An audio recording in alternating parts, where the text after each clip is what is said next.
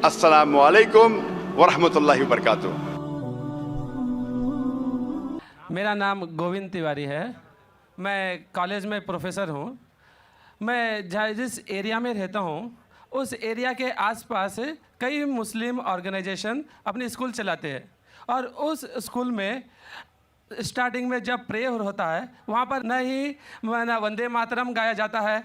जब मैंने उनके प्रिंसिपल से पूछा कि आप ऐसा क्यों करते हो, आप वंदे मातरम क्यों नहीं गाते हो स्कूल में, तो कहते हैं वंदे मातरम में हिंदू है और उनकी स्कूल में कई स्कूलों में हिंदी भाषा ही नहीं है, हिंदी ही नहीं पढ़ाया जाता है और उनके कहा ना देशभक्ति की कुछ भी पढ़ाने के लिए वे कतराते हैं। देशभक्ति के लिए आपके मजहब में किस तरह से डिफाइन किया गया है ये ज़रा मुझे बताएंगे। भाई साहब ने एक सवाल पूछा है कि वो कई बार मेरे प्रोग्राम सुनते हैं टेलीविज़न पे और कहा है कि एक इलाका है जहाँ कई मुसलमान स्कूल है लेकिन वहाँ वंदे मातरम नहीं पढ़ाया जाता है, हिंदी नहीं पढ़ाया जाता है, क्या सही है? और आपके मज़हब में, इस्लाम में देशभक्ति के बारे में क्या कहा गया है?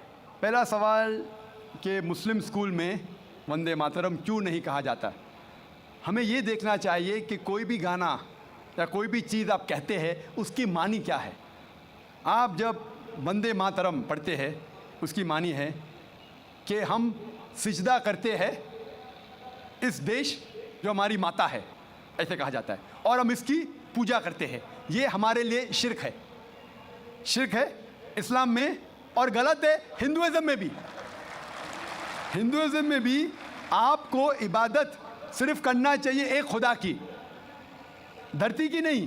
तो हिंदुइज़्म में भी गलत है, क्रिश्चियनिटी में भी गलत है, इस्लाम में ही गलत है। लेकिन आम हिंदू अपने मज़हब को नहीं जानते, अपनी मजहबी किताबें नहीं पढ़े हैं, इसीलिए कोई भी आप गाना गाते हैं अगर उसके मानी खुदा के ख़िलाफ़ है, अल्लाह सुब्हानहू व तआला के ख़िलाफ़ है, भगवान के ख़िलाफ़ है, तो ऐसा गाना गाना गलत है।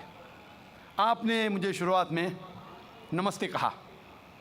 नमस्ते, नमस्ते के क्या मानी है भाई साहब, आप बोल सकते हैं? नहीं पता क्या मानी है? माइक्रोफोन ऑन कीजिए ज़रा भाई साहब का।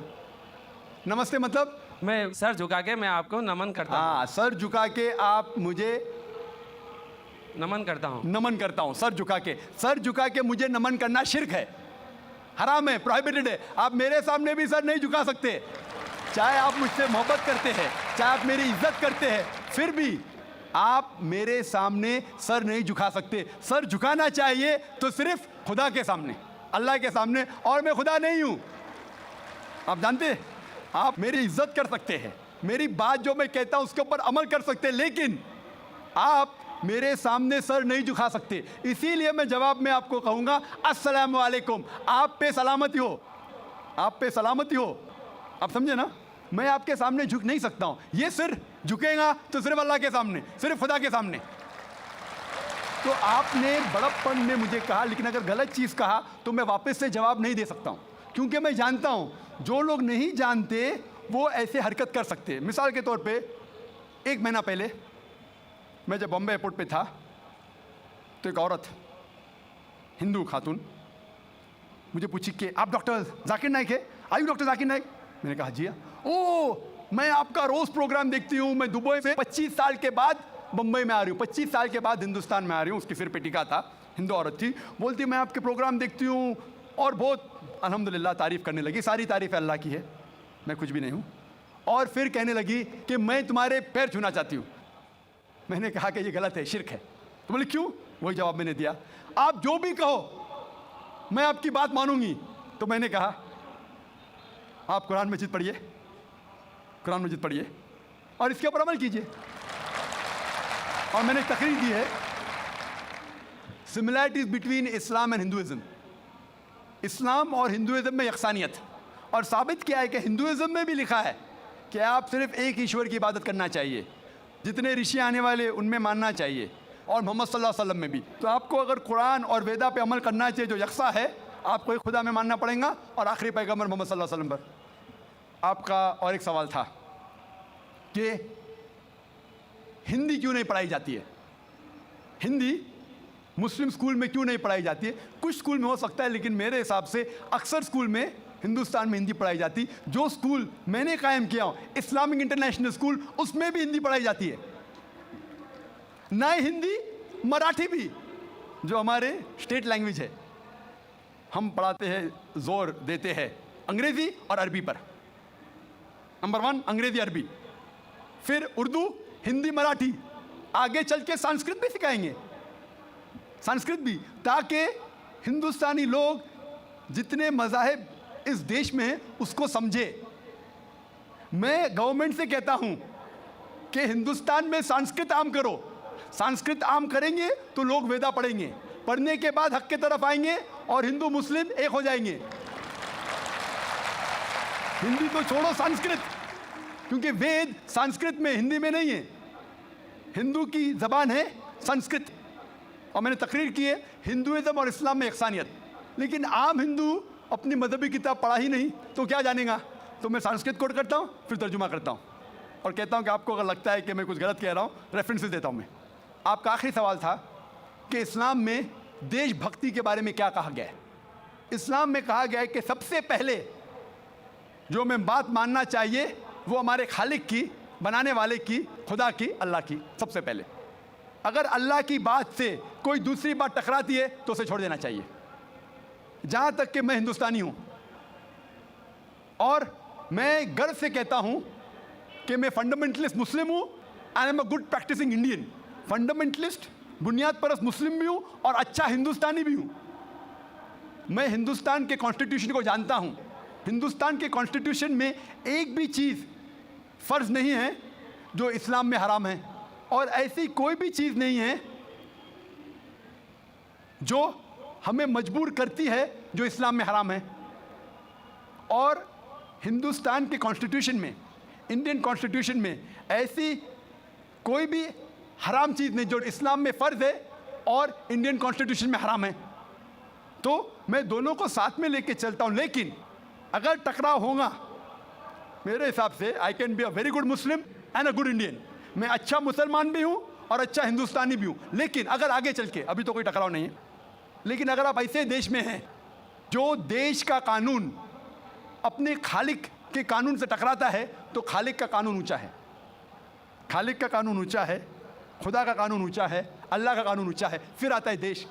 देश ने हमें, ठीक है, ये देश में हम जीते हैं, देश हमारे लिए फैसिलिटीज देता है, लेकिन हमें जान किसने दी? देश ने या खालिक ने? खुदा ने दी।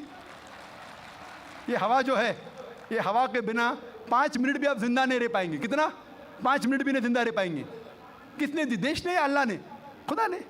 देश ने भी हमारे लिए अच्छे काम किए। मैं देश के खिलाफ नहीं हूँ, मैं भी देशभक्त हूँ। देशभक्त के मानी क्या? अगर आप बोलते देशभक्त मतलब देश की इबादत करना, तो मैं देशभक्त नहीं हूँ।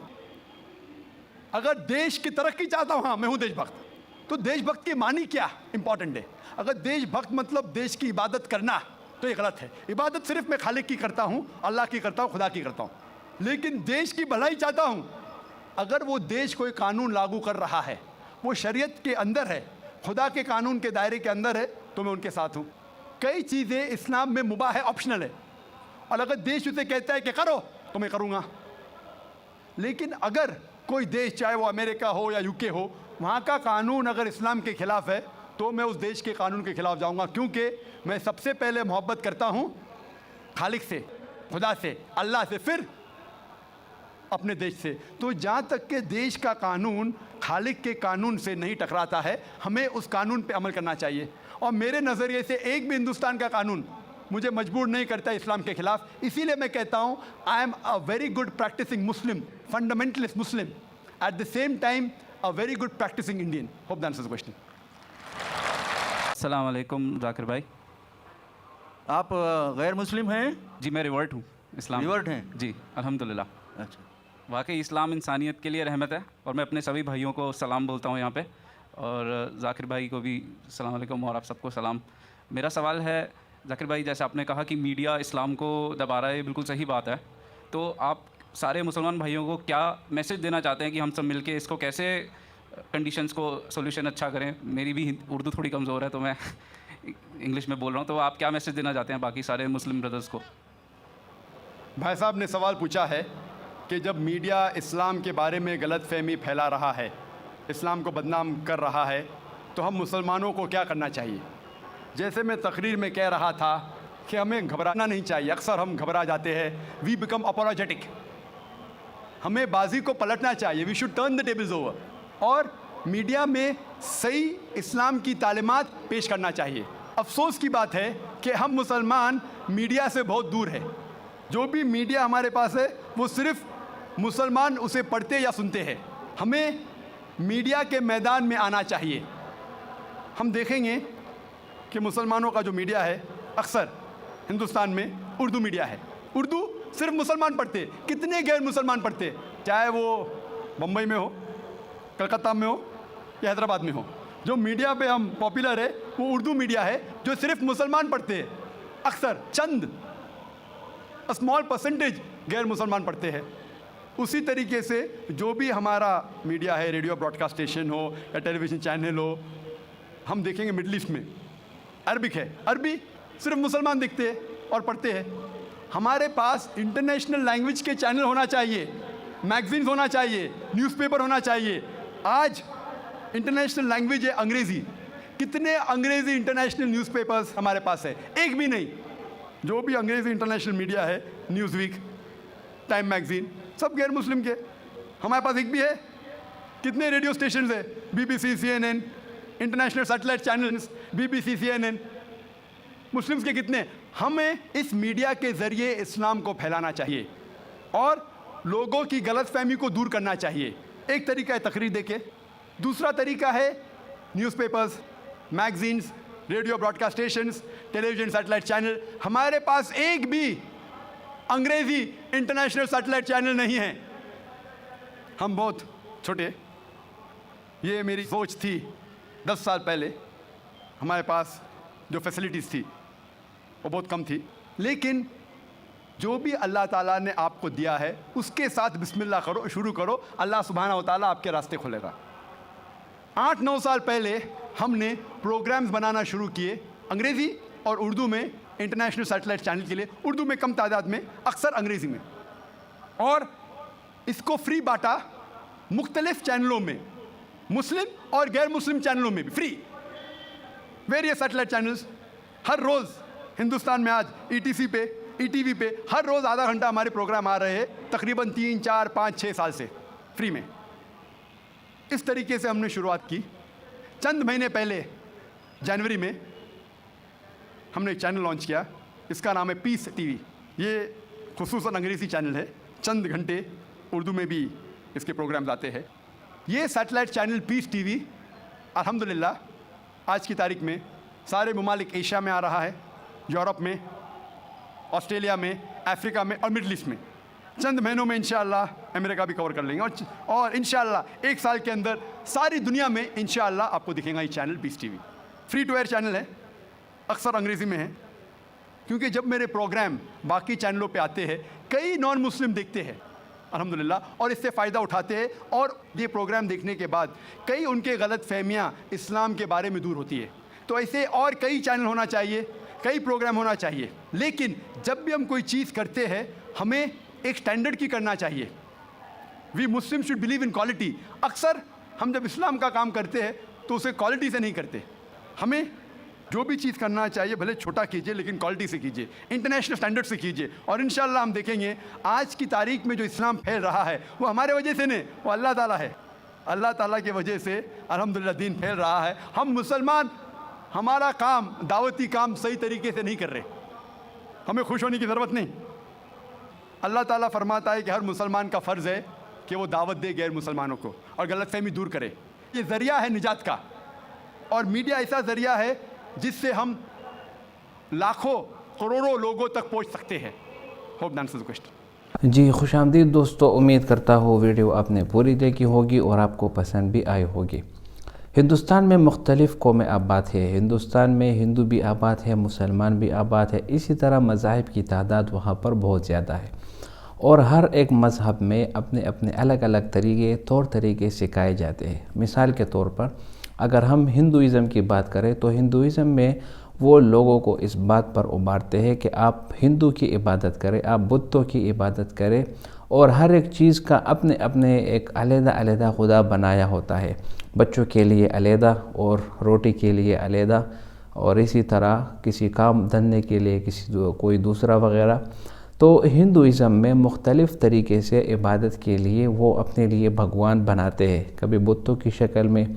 इसी तरह हिंदू मज़हब में बात लोग ऐसे होते हैं जो हर एक चीज़ को खुदा मानते हैं। सूरज को सूर्य कहते हैं, उसको भी खुदा मानते हैं। चाँद को भी खुदा मानते हैं। बाद लोग गाय को माँ बोलते हैं। तो ये मुख्तलिफ़ तौर तरीके जो है ना वो सिखाए जाते हैं। तो कहने का मतलब ये है कि हर एक मज़हब में अपने अपने तरीके के मुताबिक तालीमात सिखाए जाते हैं। अगर मुसलमानों की बात करें तो मुसलमान हमेशा इस बात पर ज़ोर देते हैं और हमेशा से अपने बच्चों को ये बात सिखलाते हैं कि सिर्फ़ और सिर्फ एक अल्लाह की इबादत करो। और कुरान में अल्लाह ताला फरमाते हैं वमा खलक़तुल जिन्न वल इंसा इल्ला लियअबुदून, कि मैंने इंसान और जन्नातों को सिर्फ़ और सिर्फ अपनी इबादत के लिए बनाया है। तो कुरान में अल्लाह ताला फरमाते हैं कि हमने इंसान को सिर्फ़ अपनी इबादत के लिए पैदा किया। तो इंसान हमेशा, मुसलमान हमेशा इस्लाम में वही काम करेगा जिसका हुक्म उसको अल्लाह ताला ने दिया हो और इसी तरह रसूलुल्लाह सल्लल्लाहु अलैहि वसल्लम ने दिया हो। इन तरीक़ों को छोड़कर मुसलमान हरगिज़ वो काम नहीं करेगा जो यहूदी करते हैं, ईसाई करते हैं, हिंदू करते हैं, या दुनिया में जितने भी मुख्तलिफ़ मज़ाहिब आबाद है, वो कभी भी मुसलमान अपना शेवा नहीं अपनाएंगे। यहाँ पर जो ये भाई सवाल करता है वंदे मातरम की, तो आपने डॉक्टर जाकिर नाइक की वीडियो देखा, आपने जाना कि वंदे मातरम का मतलब अपनी ज़मीन को सजदा करना और अपनी ज़मीन से मोहब्बत करना। तो ज़मीन को सजदा करना, ये डॉक्टर जाकिर नाइक ने यहाँ पर बहुत बेहतरीन बात की कि ख़ुद आपकी किताबों ने भी इसको मना किया है। आपकी ऋग्वेद और आपकी वेदास किताब ने भी इसको मना किया है कि ये आपके लिए कहना जायज़ नहीं। तो जब ख़ुद आपकी किताबों ने इसको मना किया तो हम मुसलमानों को क्यों ये ज़रूरी है? इसलिए हम मुसलमान भी यही इस चीज़ को नहीं मानते और ना ही अपने बच्चों को सिखाते हैं। अलबत्ता हमारे मज़हब में सिर्फ़ और सिर्फ अल्लाह ताला को सजदा करना जायज़ है। अल्लाह के सिवा किसी दरबार को, किसी कब्र को या किसी भी चीज़ को सजदा करना ये बिल्कुल भी नाजायज़ है और हराम है और ये शिर्क है। और कुरान में अल्लाह ताला फरमाते हैं इन्नल्लाह ला यग़फ़िरु अन युश्रक बिही व यग़फ़िरु मा दून ज़ालिका लिमन यशा, कि अल्लाह ताला हर एक गुनाह को माफ़ फरमा देते हैं सिवाय शिर्क के। शिर्क को अल्लाह ताला कभी भी माफ़ नहीं करता। और जब आप किसी चीज़ को सजदा करते हैं तो इसका मतलब आप उसको खुदा मानते हैं या खुदा के साथ शरीक बनाते हैं। तो इसलिए मुसलमान कभी भी ये वाला काम नहीं करता, ना ही किसी को सजदा करता है और ना ही ये जो वंदे मातरम लफ्ज़ है या कोई दूसरा तरीका जो हिंदू अपनाते हैं वो हरगिज़ भी नहीं करते। तो डॉक्टर जाकिर नाइक ने बहुत बेहतरीन तरीके से समझाया। उम्मीद करता हूँ वीडियो आपको पसंद आई होगी। अगर वीडियो आपको पसंद आए तो इस चैनल को सब्सक्राइब करें। बहुत शुक्रिया।